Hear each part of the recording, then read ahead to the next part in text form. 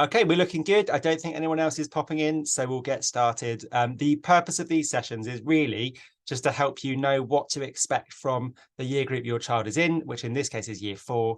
We'll talk through the year ahead and also give you the chance to ask any questions that you want to find out more about. So if you do have any questions, just pop them in the chat and the teachers will monitor the chat and answer the questions at the end. The session is being recorded, so for obviously anyone who couldn't make it today, they'll be able to watch it back. Right, without further ado then, I'm going to hand over to the Year 4 team who will introduce themselves. Okay. Right, let's do the awkward shuffle in. Hello. So I'm Mrs. Dickinson and I'm teaching Panthers this year. I'm Mr. Roberts and I am in Leopards. I know we've met lots of you already, but here we are in case you haven't had a chance to cast your eyes over us. And we also have a fabulous supporting team behind us as well, beside us, helping us.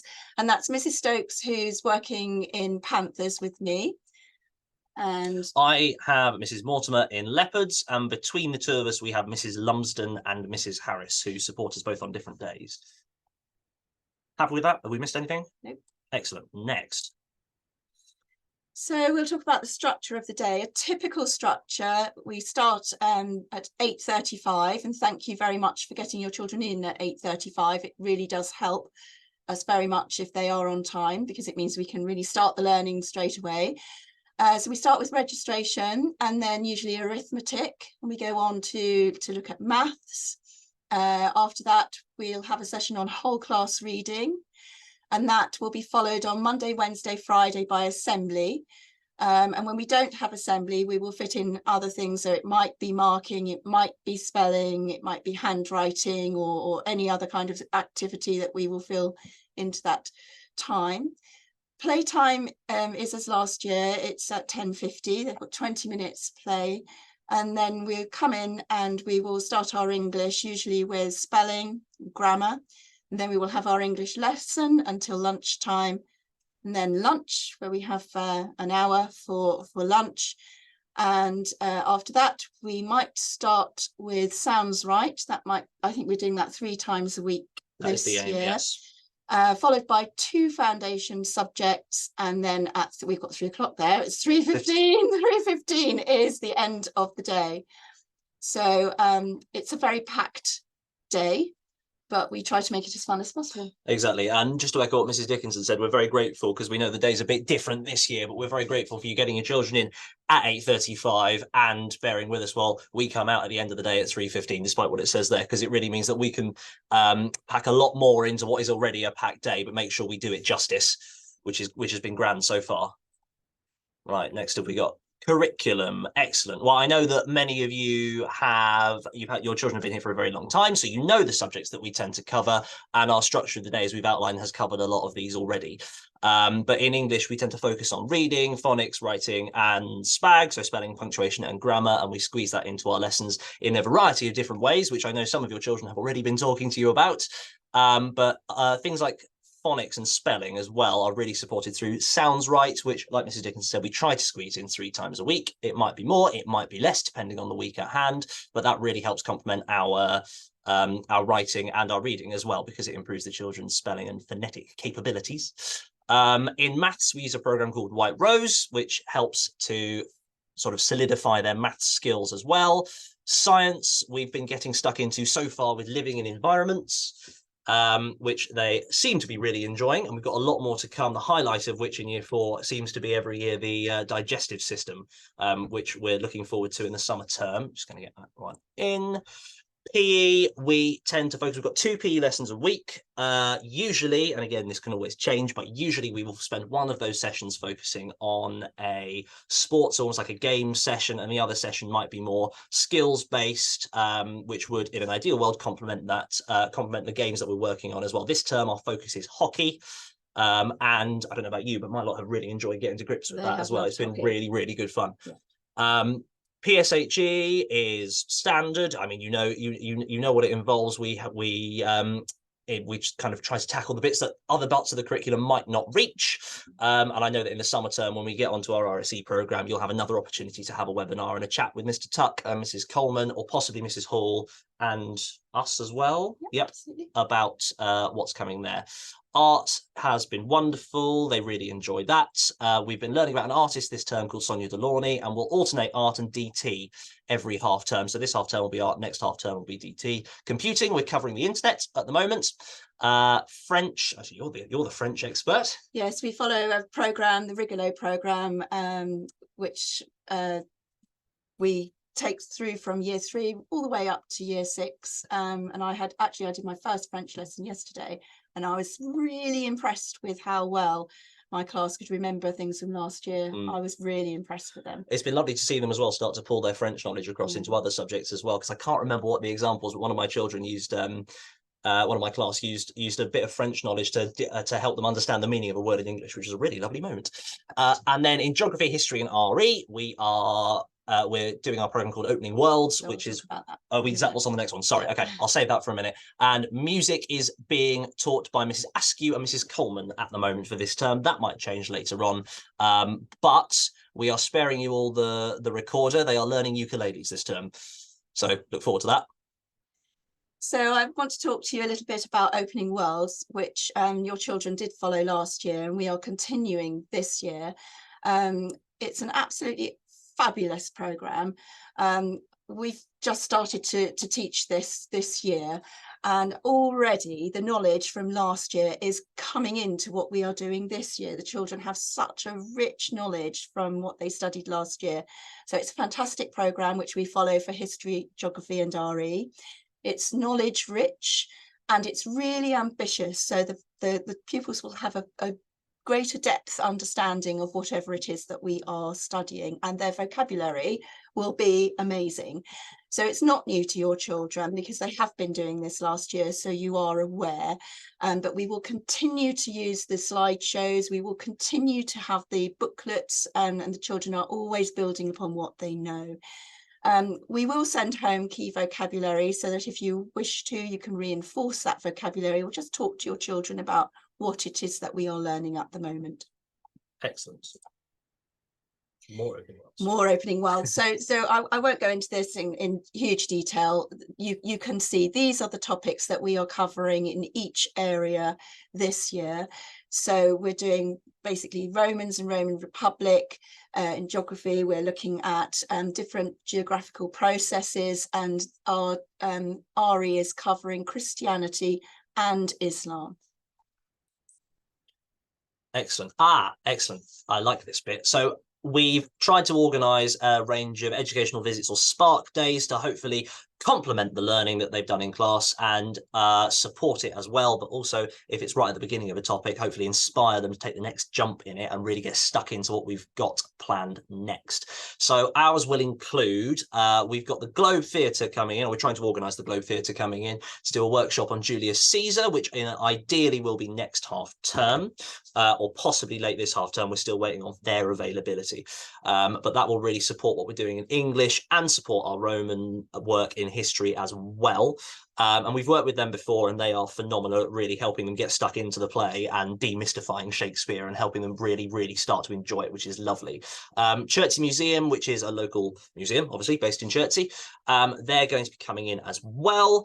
And to talk about Roman Britain, and they bring with them boxes of artifacts and things as well, some of which are replicas, but some of which are genuinely several thousand years old, which gives the children a chance to really get stuck into bits of history that we've been talking about and help bring the abstract, hopefully, a bit more to life. PGL later on in the year is our residential, which I know is always a massive highlight of year 4. We won't get too stuck into that today, because closer to the time, once everything's nailed down, we'll come back together and we'll have another meeting, and we'll be able to brief you on exactly what's happening and when.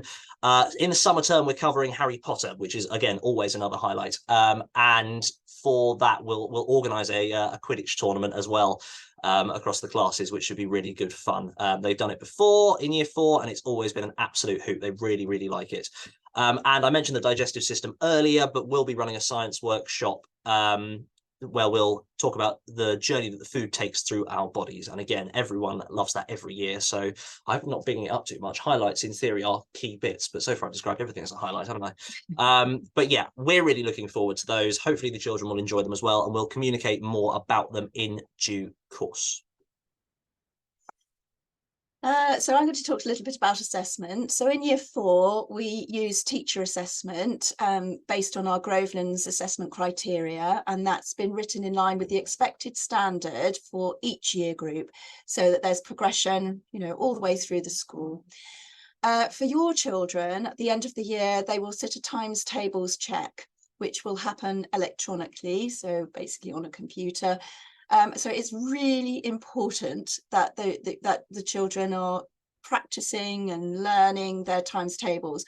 They've got a times table book as part of their homework. We are doing our very best to include that in the maths sessions that we do, particularly in arithmetic. But ultimately, if you could be practicing as well, that will really support your children. Part of the homework should be times table rock stars, and the login for that is in the children's reading records. So anything that you can do to support that, because it is assessed formally at the end, towards the end of year 4. And if you're struggling to find the login details, there are ways to find it out on the website, but if you need it, come and find us as well, and we can get another one, because it's a brilliant program. They really enjoy it. And I know Mrs. Kendall, our maths lead, runs a competition in school as well, so if they rack up enough points, they can. I'm not sure what the prize will be this year, but normally she does pizza and a mufti day for the people that have done really well, so that is something to keep them motivated, we hope. Excellent. PPA. Oh, I mentioned this earlier. So on Tuesday afternoons, me and Mrs. Dickinson are not in class. We have our planning, preparation and assessment time. And that is covered by Mrs. Coleman, our deputy head, and Mrs. Askew. Mrs. Coleman is currently taking French and music. Mrs. Askew is taking PSHE and music. Mrs. Coleman is in with Leopards with my class, and Mrs. Askew is in Panthers class. They're absolutely excellent. I know many of you know them already, and I know the kids love having them in there. And yes, it's really good to have them helping us out on a Tuesday.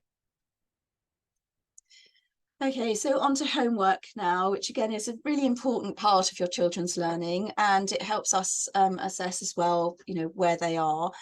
So homework is daily reading. Reading for me is one of the most important things that you could possibly do.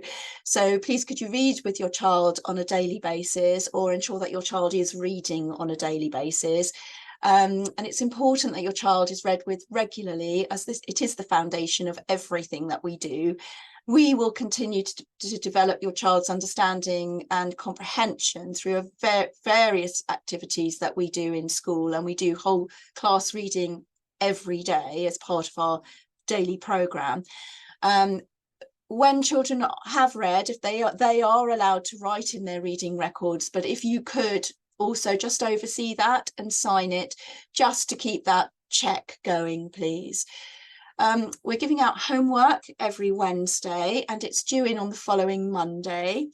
The homework will be linked to the curriculum that we are following during that week. So there are grids in your children's reading records, which will tell you which piece of homework we're expecting to be done. And if we could ask, please, that you don't do more than the assigned pages, because the homework does link to the learning in class. So if you go ahead, it's not going to be very helpful. And that, in addition, we've already mentioned, please practice times table rock stars. It says on a daily basis, if that's possible, but regularly if not. Yes, and just go back to the reading. Well, I know Mrs. Dickinson mentioned it, but I tend to bring this up. Every year it's a bit of a thing of mine. The if you, as I know, with all the demands of life and everything, it can be difficult. But as not just getting your child to read to you, as important as that is, even you reading to your child, if they'll let you, if they haven't decided they're not too cool for that yet. But it's still really important, because seeing you model how, even if you don't think you're that confident a reader, seeing how you model how you tackle difficult words, how you deal with making mistakes, all of that really helps complement them as well. So getting them to read as much as possible is great. And if you could complement that with reading to them too, that's grand as well. Yes, and also just listening to other people read. So you can go online now and hear things read as well, which helps with vocabulary. And then the children are not always having to decode words. They can listen and get that vocabulary. So lots of different things that you can do to support reading. Excellent. Expectations. Lovely. Or is this my slide? Excellent. It is. Lovely. So ensure your child is on time each day and attends every day unless unwell. Attendance is expected to be higher than 96%. If it starts to drop below that, we will, of course, we understand that illness happens and life can get in the way. But it might be that you get a phone call from the office or from Mrs. Alessi to discuss what's going on, so we can try and support you as best as possible. As Mrs. Dickinson mentioned, school now starts at 8:35, and thank you again. I know I've said it already, but thank you again for getting your children in and adapting to our slightly longer day. We hope you're finding it as useful as we are. But yes, if they're in on time and they're in as much as possible, then they'll get the best out of their education. But as we say, it says expected to be higher than 96%. If it falls below that, it's not like we're coming after anybody. We want to support. So get in touch with us if you think there's a problem with that, and we will support as best as we can. Uniform, ensure all uniform is in line with the Groveland's uniform expectations. They are, I believe, available online. If not, they are available online. I've just had a confirming nod. So please keep reminded that jewellery, including earrings, are not really meant to be permitted. If you could replace them with plastic spacers, that's great. Otherwise, it's going to be a bit difficult in terms of playtime and stuff. It's a safety issue. We're not being the fashion police. We don't want anybody to get hurt. Large hair accessories, we'd rather you didn't have them, please. Dyed hair as well is not permitted, and shaved sections are not permitted in school. PE kit, again, is available. The list of that is available online. And if you could make sure that they're in their PE kit on PE days, for Panthers, it's Wednesday and Thursday, and for Leopards, it's Wednesday and Thursday. So back to back. And we hope that makes your life a little bit easier. Okay. I'll just remind everybody of our Groveland's values. Everything that we do is based upon these values, including our discipline policy. So if we spot children doing these, following any of the values, so being kind, respectful, friendship, all of those values, we'd like to recognise those, and we base everything that we do upon them, and that's to keep the school all working together and keeps the school a very happy place. Excellent.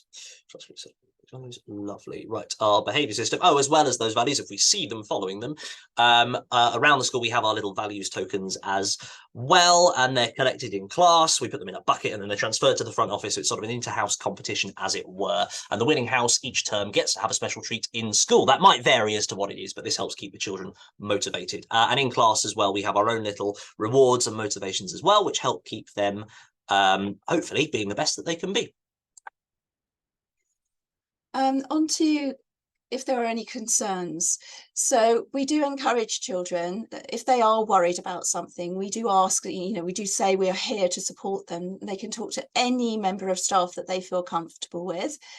If they want to if they speak to you as a parent or carer, if you could let us know if your child is worried, if they don't want to approach us, it helps us very much support your child in school. And children know that they can write a note. We have little boxes where children can write a note, and an adult will read that note and then follow up any concerns. If you have any concerns, please come to us first. So Mr. Roberts and myself, we're here. We're the first port of call for any concerns you may have about your children. If you think that we have not resolved the issue, the next step is the phase leader, who is Mrs. Hall this year. And then if you are still unhappy, if you could then escalate that to one of the senior leadership team. But please do follow that process, because we do need to be involved. We need to know what's going on with your children so that we can help them. Excellent. Parent meetings. All parents will be invited to make an appointment for the parent consultation evenings in the autumn and spring terms. You'll get an email from the office about this close to the time about the booking system for that, for parents' evenings. And if your child is on the SEN register, you'll be invited to one of our pupil passport meetings as well, where we'll discuss their targets and what we might be able to do for them in the coming term. But yeah, I was just going to say, but if you do have a concern, speak to us first. Don't wait until those meetings. If you are unhappy about something or worried, come speak to us first. Exactly. But the booking for all of that will come out through the office again, where you'll be told, explain how to do it if you're not sure, and then you can book in a slot as necessary.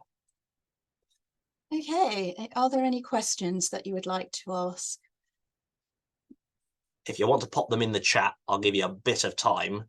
and we can see if any appear. But if it's something specific to your child, just come and speak to one of us. Yes. This is for general questions. Anything year group wide.